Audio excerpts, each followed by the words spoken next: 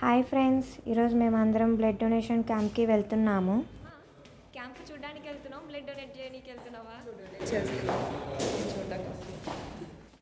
ఈరోజు నేనైతే blood donate చేయడానికి వెళ్తున్నాను.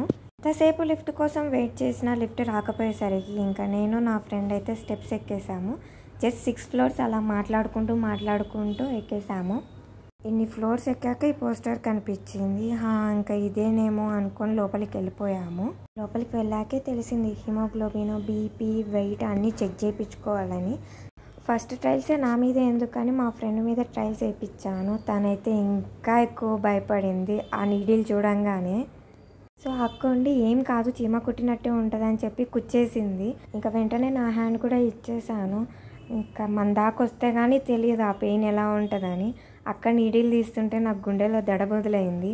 అటు తిరిగి ఇటు చూసేలోపు కుచ్చేసింది. ఇంకా బ్లడ్ అయితే ఇంకా బయటికి వచ్చేస్తూ ఉంది. నా బెడ్ని కలెక్ట్ చేసుకొని వాళ్ళ దగ్గర ఉన్న మెషిన్లో చెక్ చేస్తున్నారు. మా ఫ్రెండ్స్కి అయితే ఇంకా 11.6 ఉంది. సో మీరు బ్లడ్ డొనేట్ చేయలేరని చెప్పారు. నాకు మాత్రం 13 ఉందన్నమాట. సో వెంటనే బీపీ అండ్ వెయిట్ కూడా చెక్ చేసుకున్నాను. బీపీ ఏమో నార్మల్ వచ్చిందని చెప్పారు. ఇంకా వెయిట్ ఏమో నేను అండర్ వెయిట్ ఉన్నాను, నువ్వు బ్లడ్ డొనేట్ చేయలేవని చెప్పారు.